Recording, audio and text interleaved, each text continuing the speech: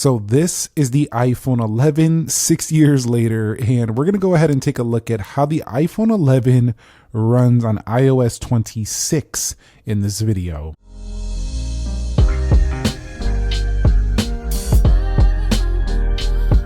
So what is up, guys? Nick here, helping you to master your technology. Let's go ahead and begin this video with a boot up test in 3, 2, go, and see how long it takes to actually get to the home screen from the time I hit the button. So it does take a couple of seconds for just the Apple logo to show here.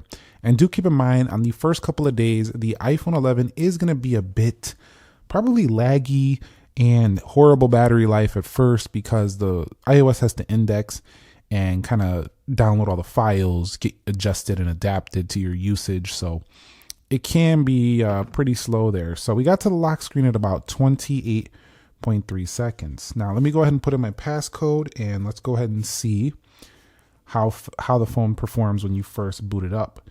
So upon initial boot up, everything looks pretty fine here for the iPhone 11. It seems to be ready to go. So let's get into the lock screen and kind of see how that performs. All right, so now that we're on the lock screen, let's go ahead and see how Face ID operates. You can see I have a little bug here. This application is not even showing, so I'm going to go ahead and remove that if possible. And we're encountering another issue here. It won't let me remove that app. And there's another one. So you can see the official iOS 26 already giving a little bit of issues there with some of these apps not loading properly. So I'm not happy with that right out the gate. But usually if you reboot, sometimes those will just kind of disappear. But it's kind of annoying because it's like I'm trying to remove it and I can't even remove it right there.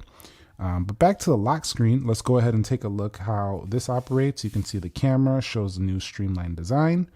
And I think it's pretty cool that even though this phone is 6 years old at this point, that you still are getting to use the liquid glass update here and seeing these new UI elements even on such an old iPhone at this point. Definitely is pretty cool.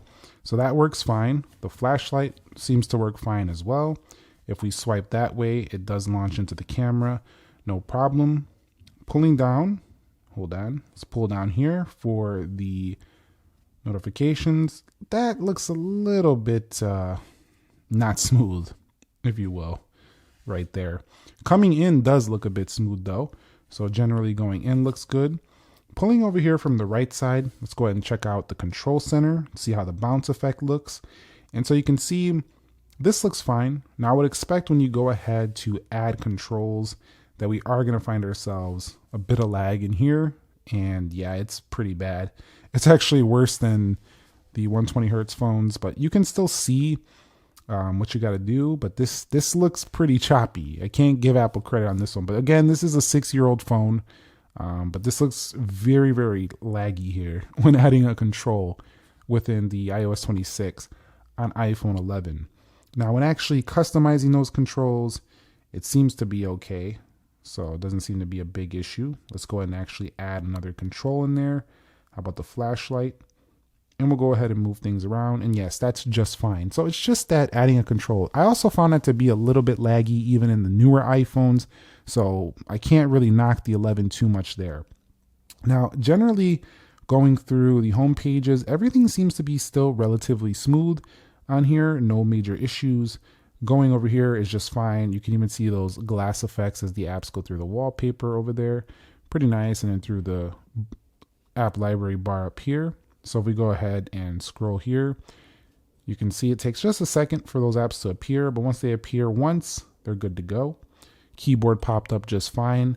No additional issues there. So for the general user interface, it seems to be pretty good, except for adding a control in Control Center. Now, if we scroll down here and go to General and we go to Software Update, you're going to see we're on the latest version of iOS 26, which is 23A341. And this is going to improve performance and give you bug fixes. But overall, I think definitely it's stable on the main home screens for sure. This is not seeming to be a problem even now, 6 years later on the iPhone 11. All right, so everything is closed out here. We're going to go ahead and launch some applications just to see how it performs here. And you can see launching these basic apps, no problem. It does take a little bit longer than a newer phone. Doesn't look quite as smooth, but at least you still get that nice, again, that nice liquid glass effect here. So if we go ahead and take a look here, you can see as we go through, it kind of like it's translucent. So it's pretty nice down there. And overall, that still feels like it's making the iPhone 11 a lot more modern. Let's go into Instagram here. And if we zoom in here on this post, no major issues. Going to my home page, just fine.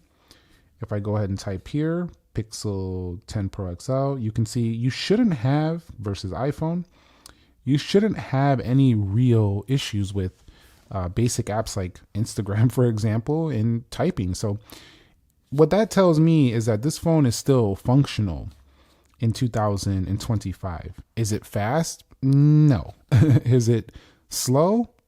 That's debatable. If you want to compare it to a new phone, I still wouldn't say it's super slow. I would just say it has some chop now because of the just because it's in 60 hertz and the overall performance is a bit slow due to the chip and all the updates that have came since this phone came out. But the fact that it's still a usable phone, even if it gets warm, doesn't have the best battery life anymore here in 2025, is saying something. It's saying that, you know, these iPhones definitely do hold up. The bezels look incredibly thick at this point. Let's go over here to Dead Trigger 2. And of course, you can still play a game on here. Of course, you're going to wait a bit longer for this game to start up. And playing it, you might get some drop frames. Well, not might. You 100% will get some drop frames. And your phone will get hot under this use case scenario.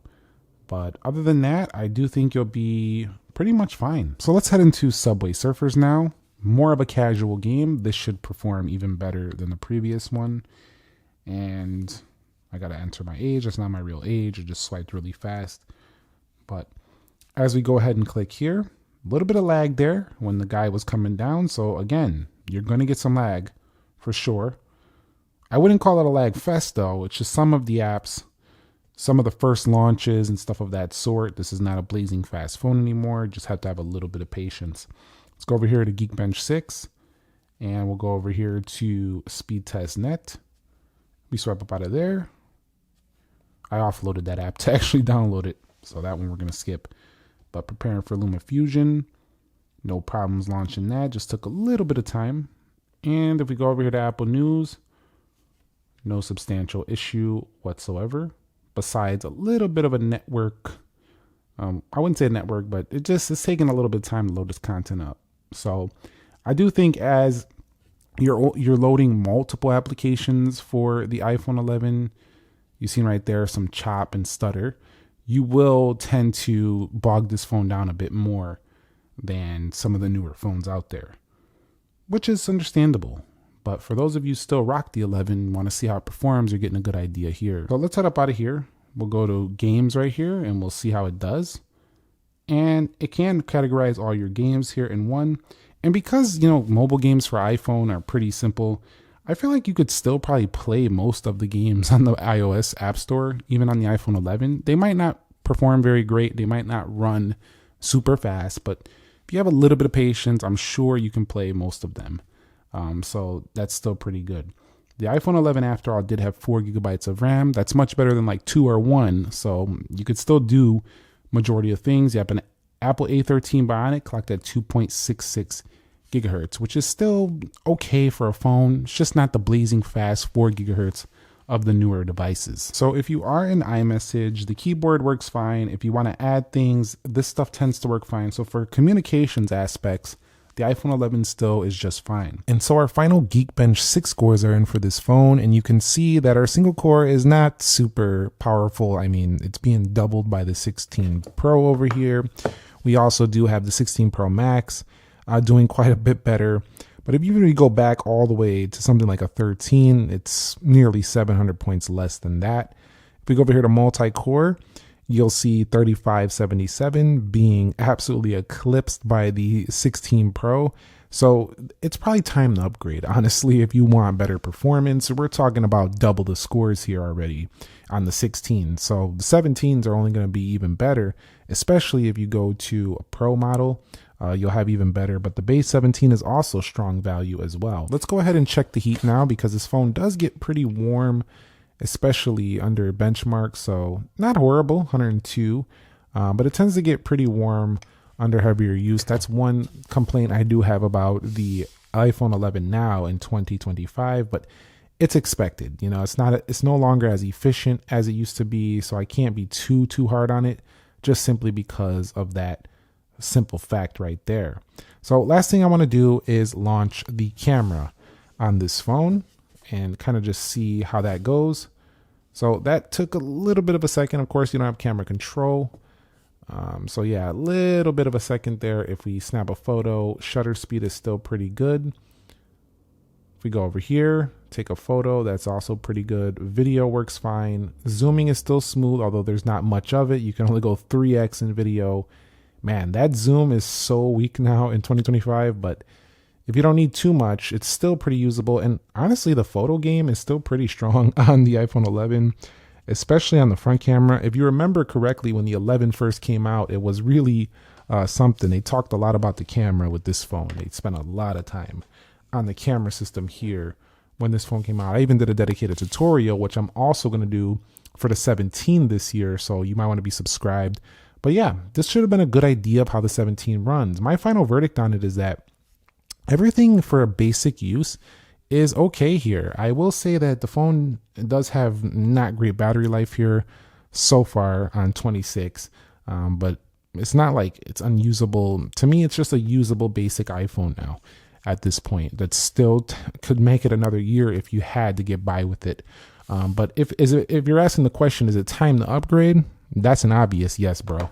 100%. If you're ready to upgrade, this is the time to drop this device, because every single category of this phone, sans if you still want an LCD, you're getting an upgrade. You've been getting it already on the 15 Pro, 16 Pro, but now with the 17 series, the base model finally being a great deal, I think it's time to say goodbye to the iPhone 11. But doesn't mean it's not going to work. It'll still work. And you've seen how it worked here on iOS 26 in this video for basic use. Let me know your thoughts down below. If you have lag issues, heat management, anything like that with the iPhone 11, let us know how it's working out for you on 26. I will showcase to you that I do have 100% battery health. The reason, if you're wondering how the heck does this guy still have 100% battery health, because when I used the phone in the initial year, it stayed at 100. When we got the new phone, I only used it sparingly for updates and long-term review updates over the years. So I didn't use it as my main driver all the time. So that was that, and I kept charging it and stuff like that. So I don't have enough cycles to drop it down because I've been maintaining it super tightly. So that's why it's there. Anyway, thumbs up if you enjoyed it. Subscribe if you haven't already. I'll catch you on the next episode. Nick here. Be sure to be well, and peace.